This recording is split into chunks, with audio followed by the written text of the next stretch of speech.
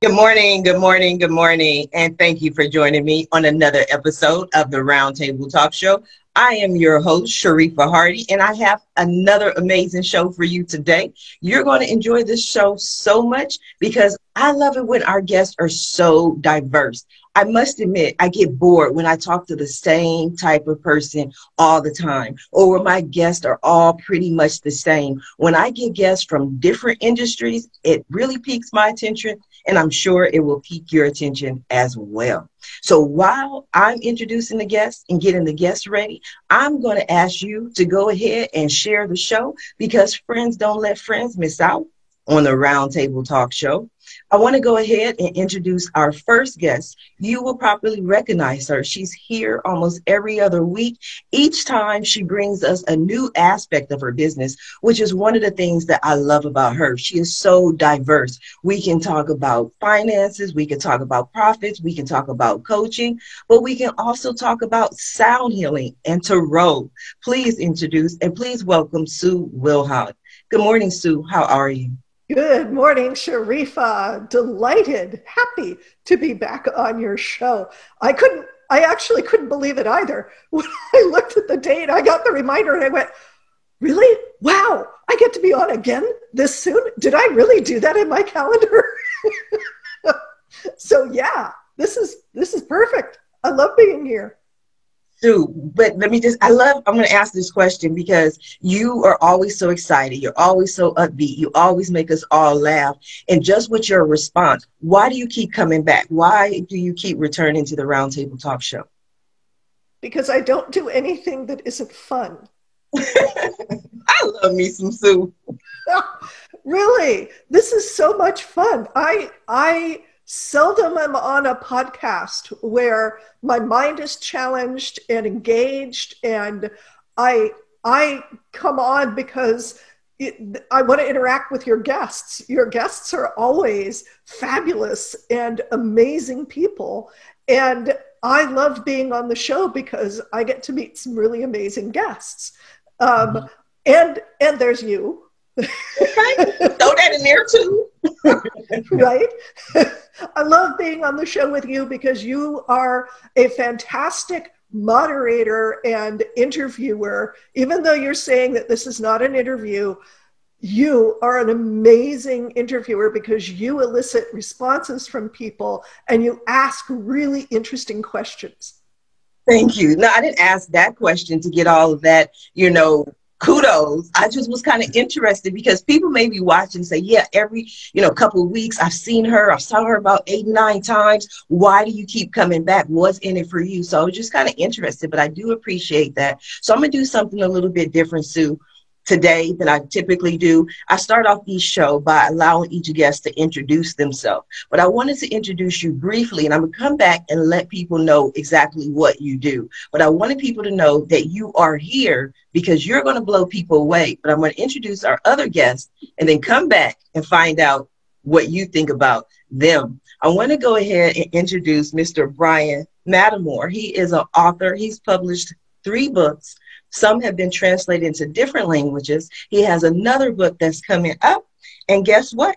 He's going to talk to us about innovation processes and ideas. Good morning, Bryan. How are you? I'm well, Sharifa. It's good to be here. Thanks for having me. This is actually my 2nd time on the show. So I thought so. I came back for more.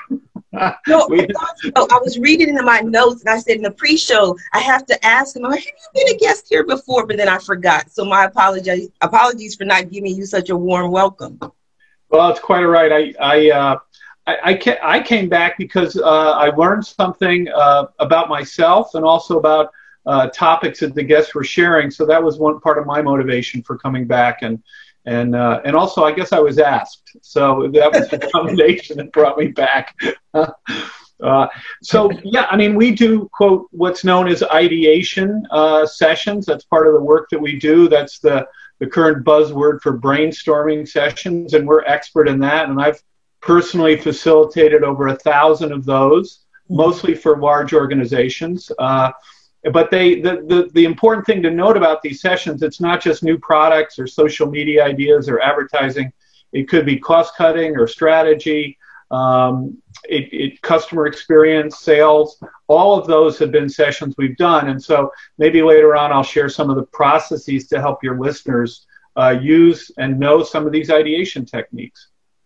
Now, I know since the beginning of time, since the creation of man, we've been trying to come up with ideas. We had to figure out how to create fire, how to stay warm, and how to do all these other things. But I know in the last 6 months during this global pandemic, you have people trying to figure things out more than ever. You have more think tanks, more master's class than ever. Did you see an increase in people coming to you and saying, Bryan, we need help in figuring this out?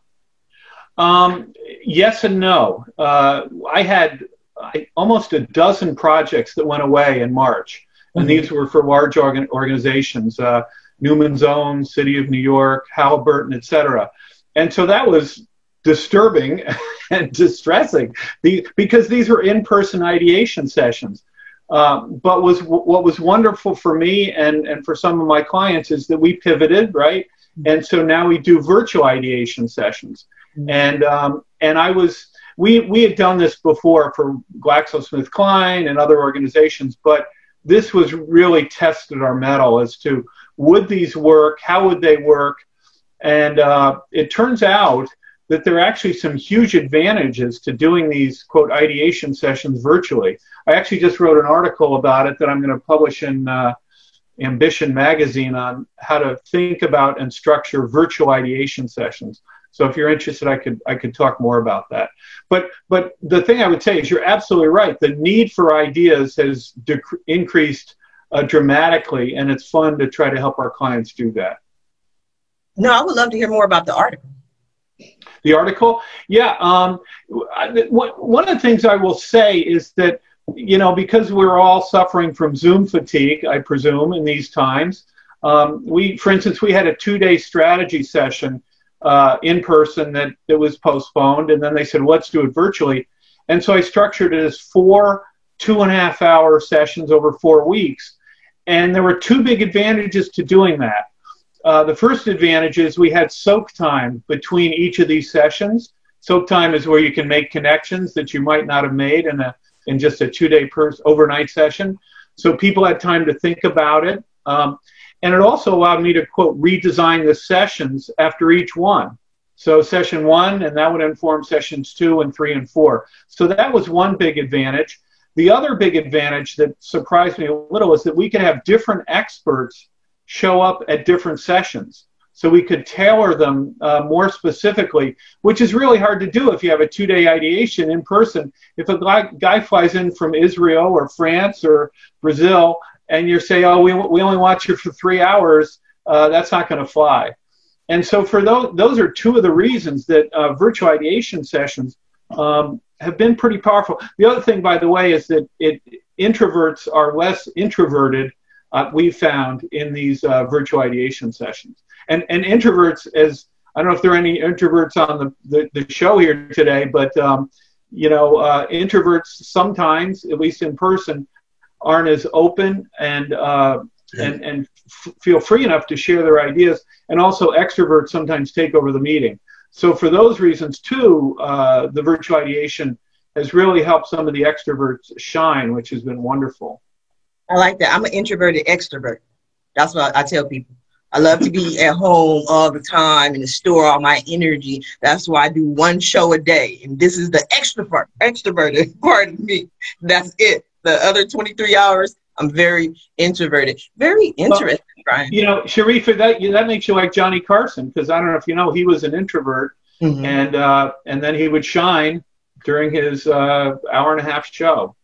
I like that. I'm in good company. Something you said was very interesting, Zoom fatigue. I'd never heard that term before. I love doing this show and learning different things, but I can pretty much imagine that's what we're going through these days. I know I can go through it, doing 5 shows. Actually, I do 6 shows a week, and then interviews on top of that. So it can be very draining. That's why I take the weekends off. Now, Bryan, I'm going to come back to you, but I want to go ahead and introduce my next guest. He has been sitting there so patiently enjoying the show. I think I saw him take a couple of notes, but I'm going to go ahead and introduce Mr. John Dwoskin.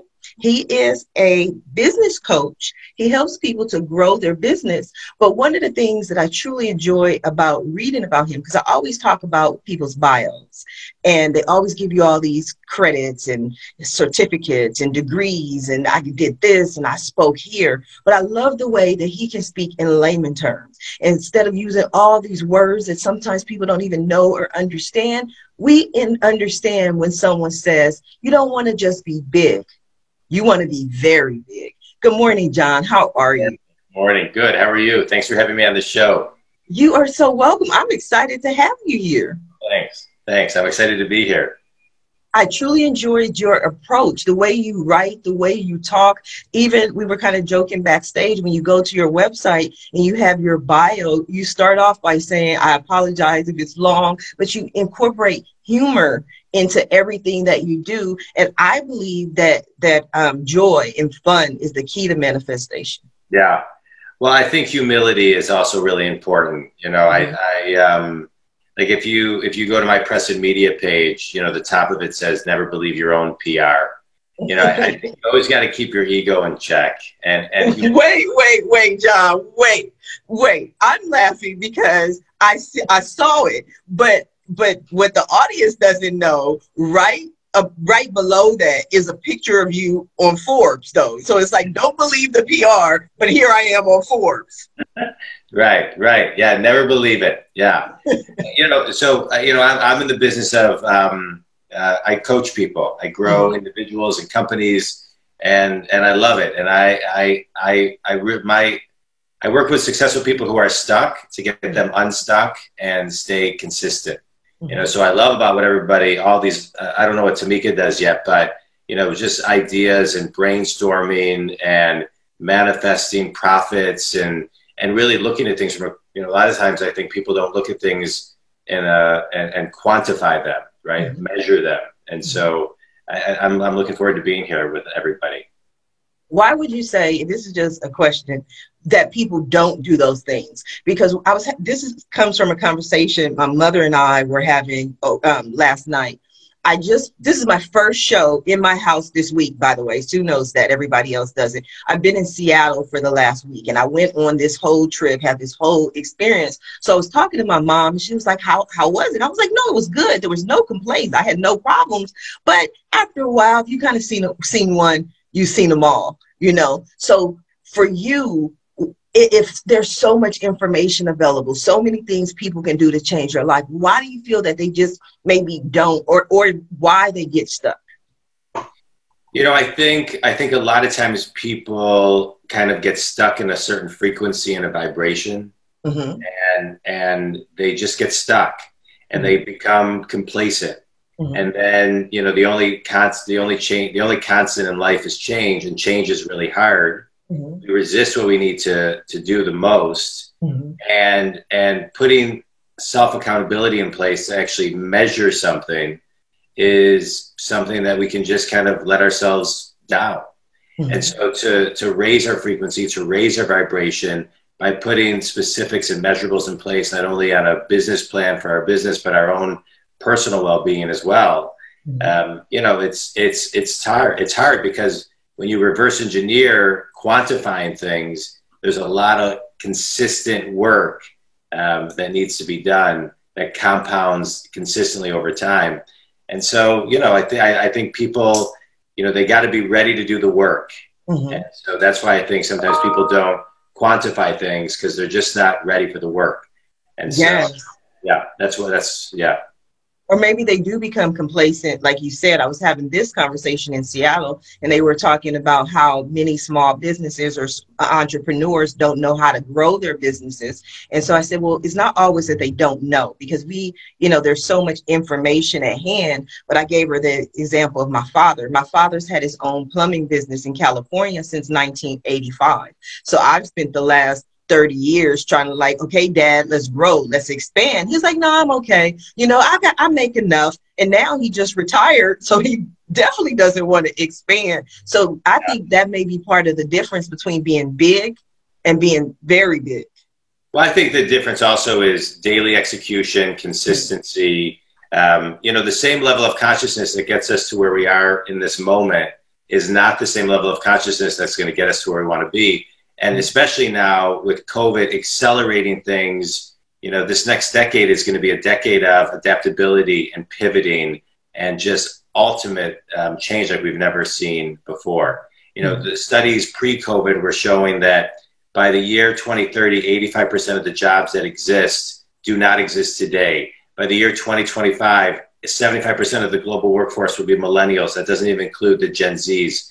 Very, very brilliant generations, and they look at things completely differently than the older generations. And so everybody's got to get out of their comfort zone, or they're just going to go the wrong way in business.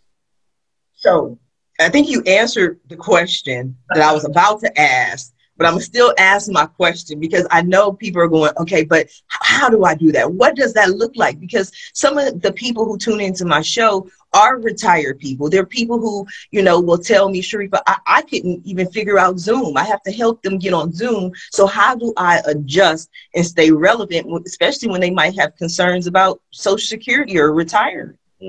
Well, it's about, we all have a responsibility to not make excuses and to create a plan for ourselves. And so the way to get started is, for example, in your example, Sharifa, I would say that person or any couple in that situation, any individual needs to say, okay, I'm going to spend 5 minutes a day learning how to use X, you know, any type of technology. And you start 5 minutes a day, and then you move it to 6 minutes a day. And you got to do the research. There's so many great courses and coaches and mentors. If I'm 48, but if I'm 70, or when I'm 70, when I'm 80, when I'm 90, my mentors are going to be 20 and 18, 25 and 30 and 40. And because the youth learn from the older generations and vice versa. And so you got it. So if I'm retired, I'm finding a 20-something or 30-something mentor and setting up a weekly meeting so they can educate me, and vice versa. That's wonderful. That's a great idea. It seems so simple, but I've never heard it before, the idea. And I just had to laugh because you reminded me of that meme that goes around the internet that says, I need IT assistance, but my IT person is 5 years old, is past his bedtime. You know what I mean? It's like, gotta wait for him to wake up to ask him my technical question. I think most things are simple. I coach to the simple. I think I have an ability to see things and hear things that people miss and kind of break it down into simple terms. So I appreciate that, you know, you felt that my writing kind of speaks in layman's terms, because I think a lot of times we overcomplicate things. Yes, yes. Yeah. That was the motivation for the 140 characters on Twitter. It was based on the belief that if you can't make your statement of what you have to say in 140 characters or less, then you really don't understand it. Very interesting, John. I'm going to come back to you, but I want to go ahead and introduce our next guest. Let's see if she is ready to go, because she has a very interesting story as well as a very interesting company, Miss Tamika Allure Wiggs. Good morning, off mute. How are you? Got to get you off mute, Tamika. Personal rehearsal. Can you guys hear me? Yes, beautiful. How are you? Hi, good morning. You look lovely today. I love the red. Thank you. Thank you. What have you thought of the panel so far? Yes, I think it's interesting. More specifically, the part of manifesting what you want. I'm a big believer in that. I'm very spiritual. And so I actually have plenty vision boards just laying around, like my mirrors. I feel like mirrors are a portal to really make things happen. And to wake up every day and actually see your vision laid out in front of you, like, it's very effective. And so, yeah, I'm a big believer in that. Was it always as easy for you? As far as manifesting, or just the vision board? Just believing. The reason I asked that is because one of the things that I've learned, and why I love hosting this show, is because I can speak to the most successful person, no matter who it was. I can ask Sue, Brian, John. I guarantee you that there's some aspect of their story that they looked and said, okay, some book, some movie, some day, some tragedy, where they were like, you know what? And kind of go down this Is it your personal story that has you now like, okay, I have a vision for my life? So that wasn't always the case. Mm-hmm. I come from a bit of an unconventional background. And so, I mean, it's pretty common though, that the single mother household, my dad was incarcerated quite frequently when I was a child. Mm-hmm. And so that wasn't the norm, was to dream big. The norm was you go to school, you have children, and you kind of just work your whole life and take care of your kids. As a single mom, like that's all I saw growing up. Mm-hmm. So when you say, was it easy? I don't think it was easy or hard. It just wasn't an option to mm-hmm. dream big until maybe around the time when, like in my late teens, really just my late 20s really is when I started just reading more, and not like your average entertainment books that I would read in the past. It was more so reading like Rich Dad, Poor Dad, more business, financial kind of readings, just going to workshops, meeting different people. And that's really what opened my eyes to imagining my vision and actually like putting it on paper. Well, that is so wonderful. Do you do a lot of interviews, Tamika? I don't know. I probably should, right? I typically would never, ever, so unprofessional to put people on the spot. So I typically would never ask that question. The only reason I asked that question is I saw something in you. There's a certain naivety to your like, I don't know how much I should open up. But when you open up, it's so beautiful. So I just want to thank you for being vulnerable to share your story and share that the way you grew up. And the reason I do that is because there are people who watch the show who try to give me excuses, like John mentioned earlier, on why they can't do something. And I can say, well, look at Tamika. This is how Tamika grew up. And this is her life. So you're helping other people when you share your story, especially now you're a business owner and people are going to look at you. Wow, Tamika's beautiful. Look at her. Look at her skin is glowing. Her makeup is popping. Her hair is done. She never had a problem in the world. No, I definitely had it hard coming up. I lived in what you would call like the hood. And so I've seen it all pretty much. And I'm just thankful that I was able to come out of it and kind of take the other route. Mm-hmm. So yeah, definitely happy to be here and share my story with you. Thank you. You are so welcome. Now, again, I'm going to ask a question that I typically wouldn't ask people. I'm here for it. But no, are you wearing a wig? I am, yes. This is my allure wig. So this is part of my line of wigs. So that's my business. I run Allure Wigs. I'm the founder. I pretty much am the marketer. I do it all. No. I have a small team working with me, but I'm pretty much the person in the forefront. And so we sell a line of wigs and hair accessories. We also provide the service. So it's really, I guess my business is really mainly for, there's two different personalities that I cater to. It's the girl who she only likes name brands. Mm-hmm. She only wants the finest. And so with that being said, she expects the finest of customer service and care. Mm-hmm. And then my other personality that I cater to is the girl who not necessarily wears wigs a lot, but she's maybe curious about it. She's maybe like me, that I have natural hair underneath and I just don't always want to deal with my hair. So it's easy to just put a wig on and just like instantly become beautiful and walk out the door. So, I love it. I love it. I love it. Yeah. So what is, I'm pretty sure you probably wore wigs and like wigs, but what made you decide to go in and to start and found your own business? Yes. So I think in my early 20s, I did what you call the big chop, which was just cut off my entire head of hair. I had relaxed hair back then. And so I was putting a lot of chemicals. I was coloring it, just doing the most. And my natural hair was damaged. And so I did the big chop. And I had like a lot of naysayers around me. Like, why would you cut your hair like that? You look like a boy now. It was just a lot of like negativity around cutting my hair. And I didn't realize until that moment that hair is a crucial staple in the Black community, especially. I don't know about other cultures, but especially with us, it's like your hair is your vanity, it's your beauty, it's like it's your personality. And I didn't realize that until I cut my hair. And so it made me feel bad. I wasn't super confident rocking like the short hairstyle. And so I started buying wigs. And I saw that the wigs were either always too big or just not fitting properly. And then the ones that were more customized were usually like way out of my price range. And so I started, like, I taught myself really how to customize the store-bought wigs to fit my head and to look more natural. And so that's where it pretty much came in.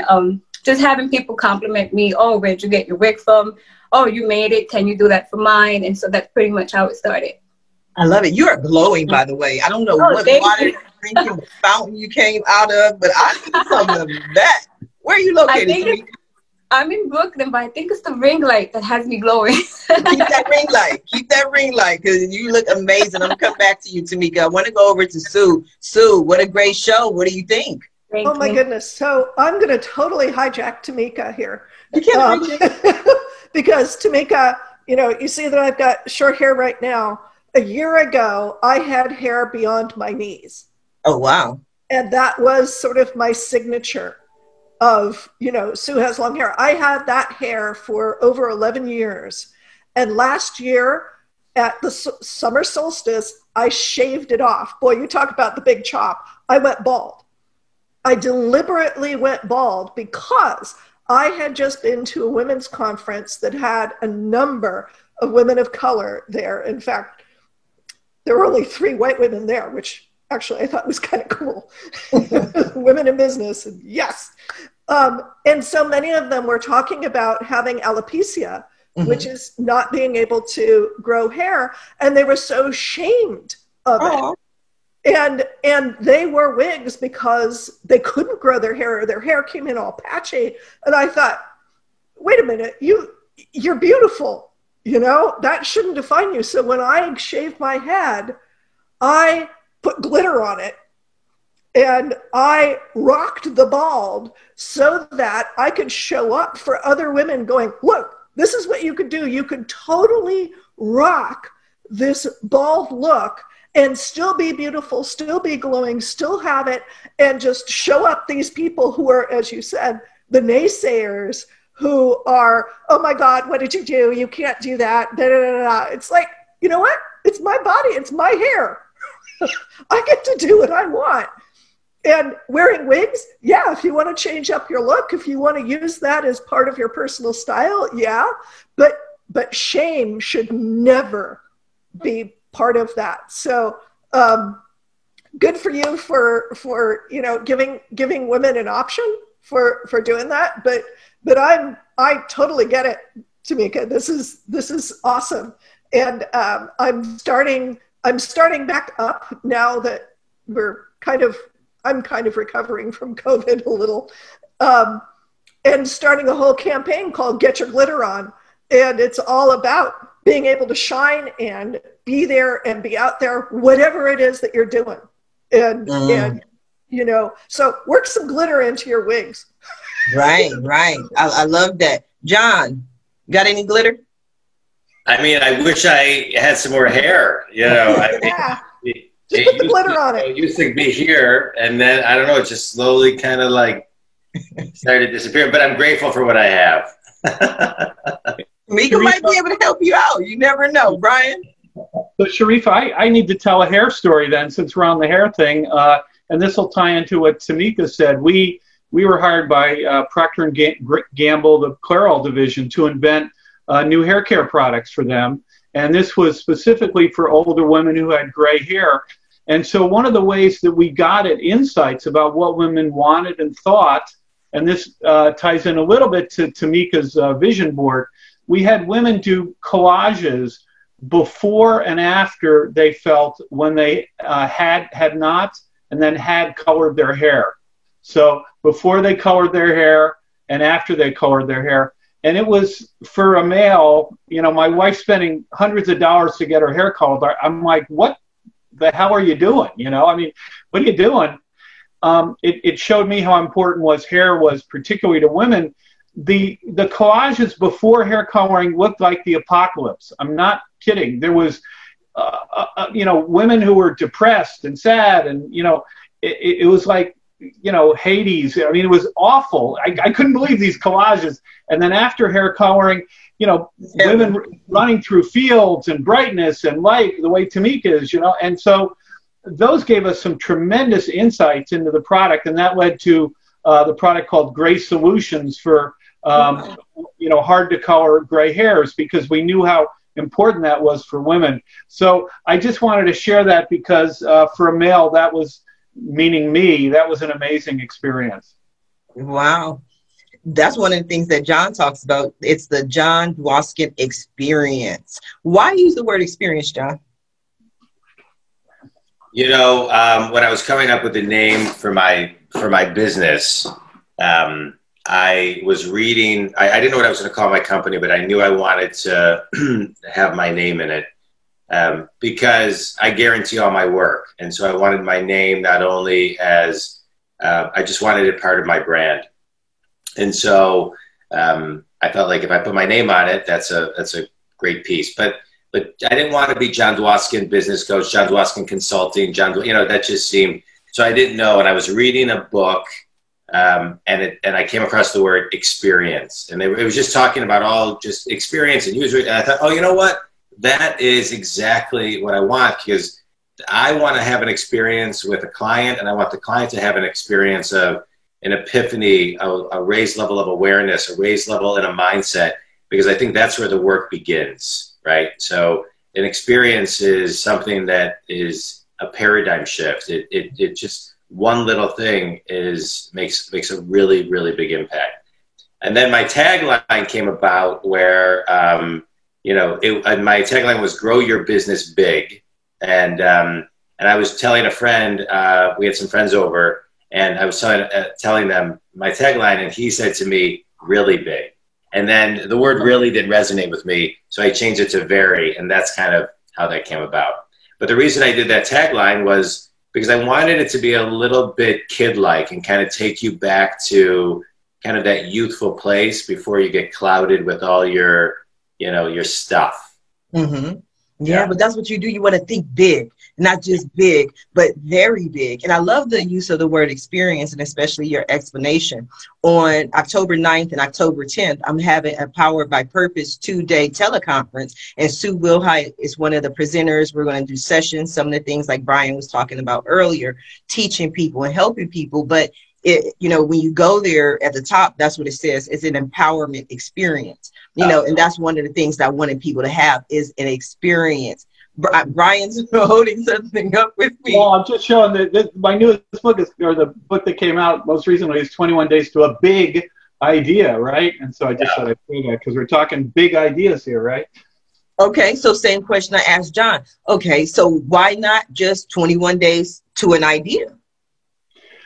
Well, because when I was asked to write the book, actually do a course for a Columbia business professor, he said, my students are not coming up with very good ideas. They're brilliant kids. They're really smart. They're good on the business thing, but their ideas, only about 1 in 10 of the ideas are any good.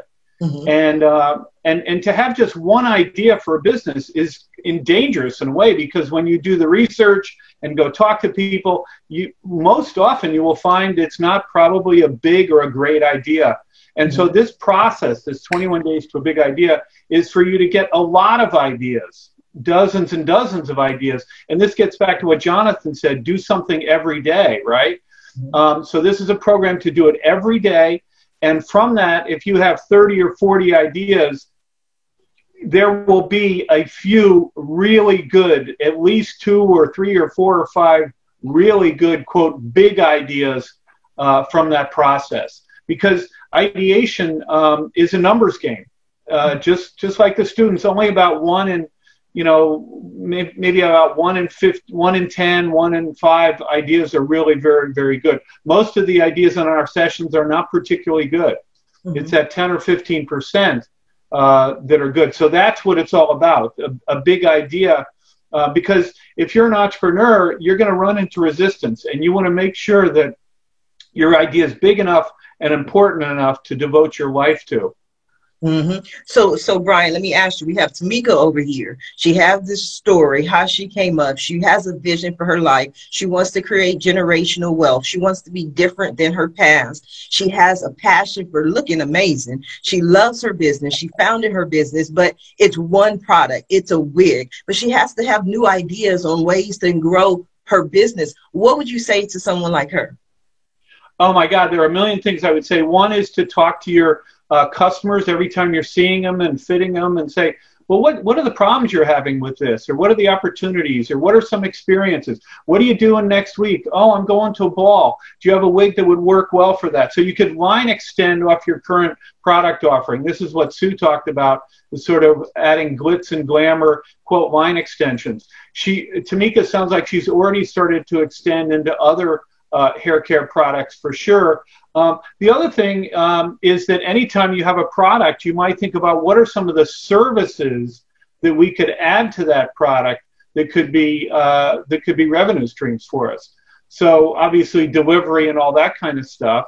But maybe maybe there's a kids wig party. That would be a service where kids get dressed up, right? And have fun with each other. I mean, that could be actually a very, we just thought of that, right? But that could be a fun idea. Maybe Tamika's already doing that. And of course, once you get the kids involved, oh my gosh, the parents are bringing out the checkbook very, very quickly, because to create an environment where kids can have fun together and dress up, how great would that be? Maybe there's a video series. I don't know, the instructional videos, on and on and on. This is all stuff that Tamika's probably thought of. But, we just came up with those ideas in a minute. So what? Who has ideas too?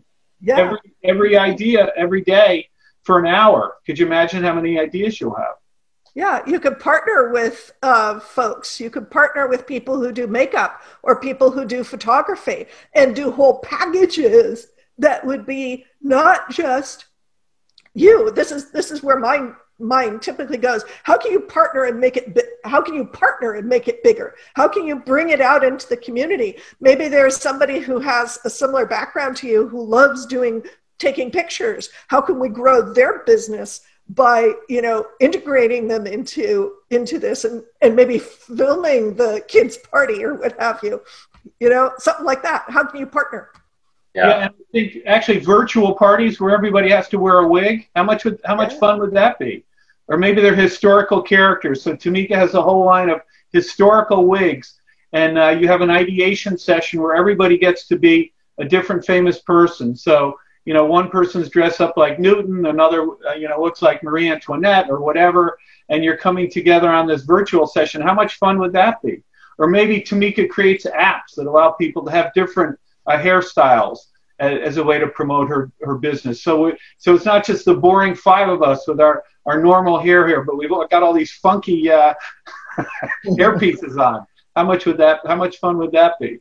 I like that. Almost like the Facebook avatar. John, if you're a business coach, Tamika needs some coaching for her business. Yeah, I would say, Tamika, if you're not already doing this, and I don't know anything about your business right now, but I would say something to think about is, it moving into the,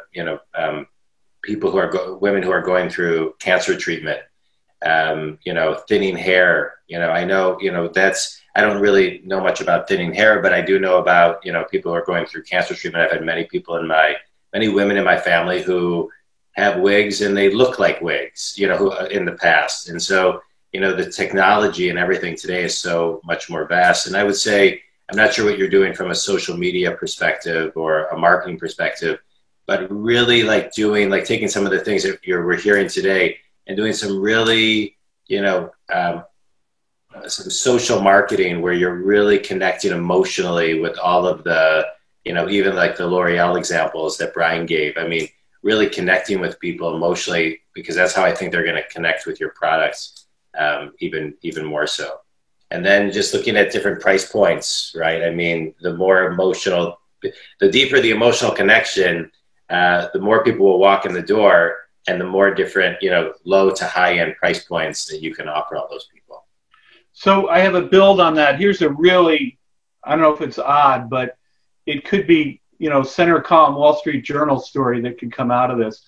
what if you offered a service, or service is probably not it, an experience where somebody could adopt the role of a different ethnic minority, right? So Black Lives Matter. So maybe you have a service that allows me, this white guy from Connecticut, right, to dress up or become an African-American person for a day.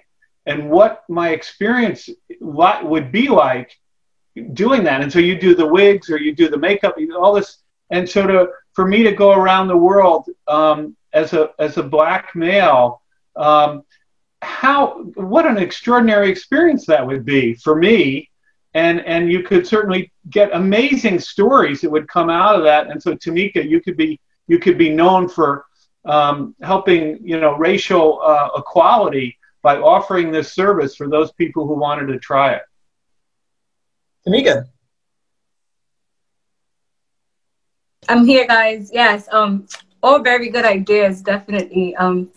Especially, the part of getting involved with cancer patients, creating the experience, and just really, like you even said, like trying just to open up more and show more of my personality as opposed to the products. These are definitely all things that I have been working on behind the scenes. Well, it's working for you. We would love to see more of your personality. I want to go back to Bryan real quick, because I planned on going back to Sue and talking more about her business. We're going to get to Sue, but Bryan, you just blew me away with that idea. And I wanted to allow Tamika opportunity to speak. And when you first started talking about dressing up as a Black person, I was like, oh my God, where is he going with this? I don't know if Black Twitter will even allow this kind of thing. You know what I mean? They're gonna be like, you know, dressed up in blackface, kill him. Right, right. But it's so interesting because this is my second talk show. I have 3 different talk shows, and every Wednesday I host a talk show called Face to Face. And that's the show Sue's been on it several times. And that show developed out of the Roundtable Talk Show, where I had guests and everything's happening in the world, and people wanted to discuss Black Lives Matter and Trump and politics. And I didn't want to offend all the nice, sweet, kind people like Sue and all you guys who might not want to have this conversation. So I created a whole different talk show. But I host it, and it's a white Jewish guy in New York City in Westchester who is my co-host, Paul Faust. And he's just like, I want to learn about race. I want to learn what your experience is. I've never had that experience. And we had kind of joked. We said, we need to dress Paul up, and have him go out so that he can experience it the way we experience it. Because without that, he will never. He can try his best, but he will never be able to see our world this way. So maybe even if Tamika doesn't take that idea, maybe we'll just call her in for the wigs. But that sounds like a television show to me, and I'm in Hollywood. Yeah. It's a reality show. How interesting would that be? Actually, I'm doing a session next month. I got on a plane in January and went out to Amazon and did some work in their Seattle headquarters, but I haven't been on a plane since then. And now next month, I'm going down to Nashville to work with the National Association of Community College Entrepreneurship. And the idea is that we'll do a session with some college presidents, right, on how entrepreneurship could be used to increase racial justice, if you will. And so they're sending me all these articles about, racist and all the systemic racism that goes on. And so I'm trying to educate myself on what's going on so I can be a better facilitator and a more sensitive facilitator for that session. But to your point, Sharifa, there are limits to that, right? And it's sort of like watching from the outside, right? I heard Jay Tapper, whatever, on a webinar last night, and he wrote a book called The Outpost, I believe it's called. It's now a movie with Orlando Bloom. And he said it changed his life. It was about our soldiers in Afghanistan, and he was embedded with them. And so I asked him, I said, well, how did it change his life? And he said, well, it's one thing to report on it and just sort of be distant. It's another thing to experience it. And so that's what this is all about, having those direct experiences, which John is an expert at because he put experience at the end of his company, right? I guess so. Sounds like we're all a bit of a expert in it. One of the things I just want to comment on too which I think everybody has commented on. And Bryan, I was thinking of this as you were talking. You know, I do a lot of brainstorming sessions with my clients as well. And one of the things that I always say as when I start off, and I feel, Bryan, I feel like you probably say this as well, is the best ideas come from the previous ideas. So there's going to be, like, you know, there may be hundreds of ideas. Like there truly is no bad idea, because somebody can come up with a bad idea, an idea that doesn't get used, but that sparks, whether it's a word, the energy, the tone, it sparks the next idea that catapults into something that is the ultimate idea. And so the evolution of an idea always fascinates me, because the root of it could come from something completely opposite, like not even in any relation. So I just wanted to just make a quick comment on that. Absolutely. One of the techniques we use is actually called the worst idea technique. And Aaron Sorkin uses this in his writing, that you intentionally come up with bad ideas and then you flip them. Because, you know, we've got Tamika in New York. We did a session for the ASPCA on how to get New Yorkers to adopt ex-drug dealers' pit bulls, you know, that had been retrained. And so we didn't do worst idea, but we did silly idea. And so one of the silly ideas was to dress the dogs up in costumes and then make them more adorable. And so that was used as a national campaign then to increase the adoption of these wonderful animals. So you're absolutely correct. You want to create an environment that encourages people to say crazy, stupid things, and those will often trigger really interesting, sometimes brilliant ideas. Absolutely. Yeah. Don't be afraid, especially in brainstorming sessions. Don't be afraid to look stupid, because you're not. This is your higher brain working. This is your incredible intelligence working when you're coming up with these ideas. That's not stupid at all. That's creativity. That's the best part of the human brain coming out.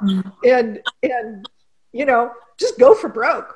Get your glitter on. Make it work.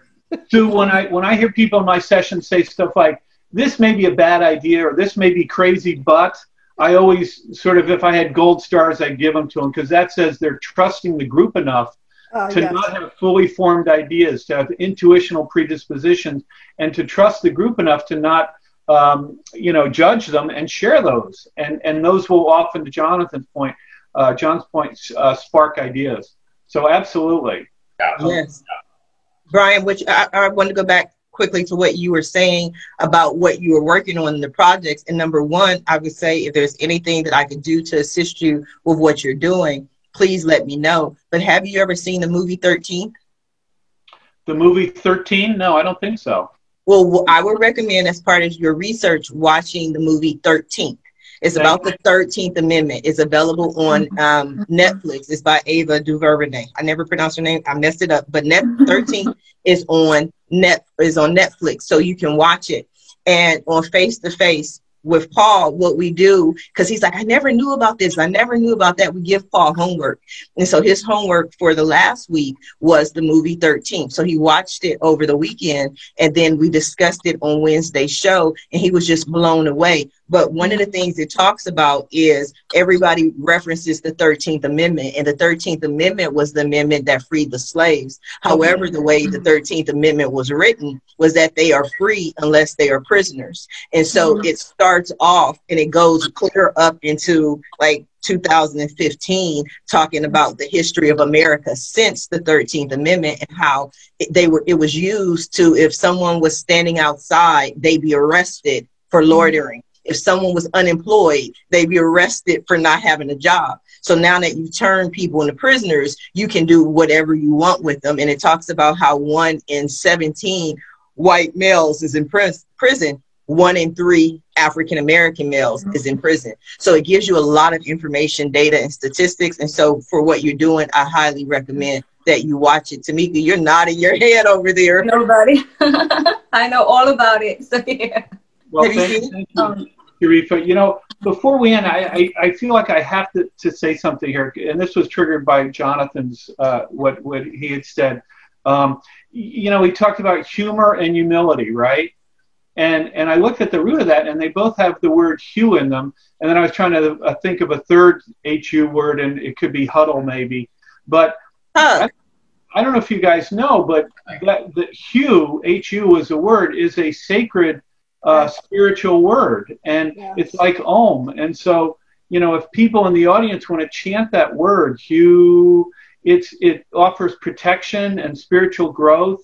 And it's a very profound word, and it's kind of, the sound of it is in everything in the universe. So I would just say, as a vehicle for protection and growth and elevating your consciousness, which Jonathan had talked about, you can't solve things at the consciousness you are. You have to go to a higher consciousness. That word or mantra hue can raise your vibrations to be much more in tune with the sound current of the universe. Sue, I just Googled that. I just Googled that. I never.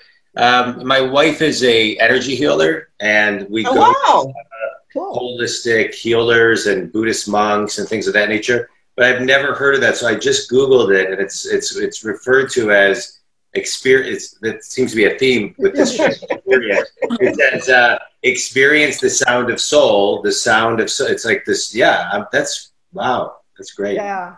This is what we do here at the Round Table Talk Show. We have these amazing moments. Oh, that was great. Sue talked about sound healing. That's something you do. So what are you going to grace us? What has Spirit led you to do this morning? Well, you know, I'm going to use a couple of my tuning forks. These are weighted tuning forks. If you see them, there's a reason I call these the Princess Leia forks.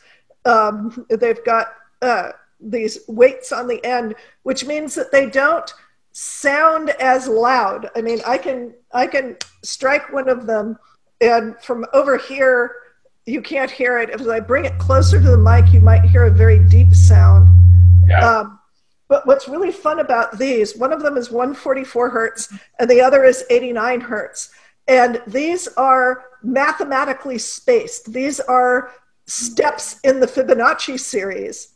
And it turns out that the sound of them together, boy, you talk about a spiritual experience. This is a sound that really aligns your energy.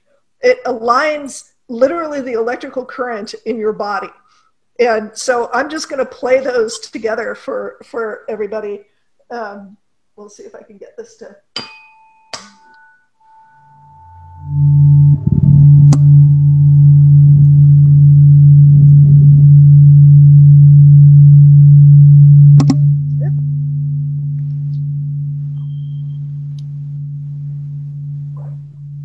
So even if you can't hear it, the vibration is coming through the microphone, and it is being broadcast to you. We just broadcast that frequency. For some reason, I felt like I felt it. That was weird. Like, it's like I felt it, but I didn't necessarily hear it. Now, I thank you for that, Sue. We are coming down to the last few minutes of the show. This has been an amazing show, as always. I always promise you a great show, and I deliver. You all deliver. But what I love to do at the end of every show is just simply allow my guests the opportunity to speak directly to the audience and let them know what you want them to take away from your appearance here today. And we're going to start with you, John. Oh, well, thanks. So, well, first of all, thanks for having me. I had a blast. This was great. I learned a ton of great things. You know, I just want to say, you know, I think, you know, we talk about thinking big. To me, thinking big is about doing small things every day that compound over time to something big. It's all about daily execution. It's all about getting out of our own way, getting out, you know, figuring out where we're stuck and figuring out how to get unstuck on a consistent basis. You know, surrounding yourself with the proper mentors, coaches, friends, people. You know, I'm a big believer that we all need a minimum of 3 mentors. You know, everybody has more capacity in them. We all, I think, you know, I think a lot of the world vibrates at a certain level. And I think we all can step into a higher frequency and vibration. We just have to be ready to do the work and just do one little thing at a time to grow. yourself and or your business. You know, if anybody wants to connect with me, I give my cell phone out, 248-535-7796. My website is johndwoskin.com. I provide a huge amount of content every single day, new live content. I'd love to have you all on my podcast. If you can make some intros for me, I would appreciate it, Sharifa. And it was a pleasure getting to know everybody. I appreciate everybody's time and everything you gave. And I love that I learned something new about Hugh. I've been meditating for almost 30 years, and it's a great takeaway for me. So thanks, everybody. I appreciate it. You are so welcome. I will definitely make that introduction, and I'd love to be a guest on your show as well. Thank you for joining us, John. Tamika, what do you have for us? Yes. So first, I want to thank you, Sharifa, for this opportunity, for having me a part of this. It was awesome. The first of my experiences. So I thank you again. You are so thanks to everyone who watched.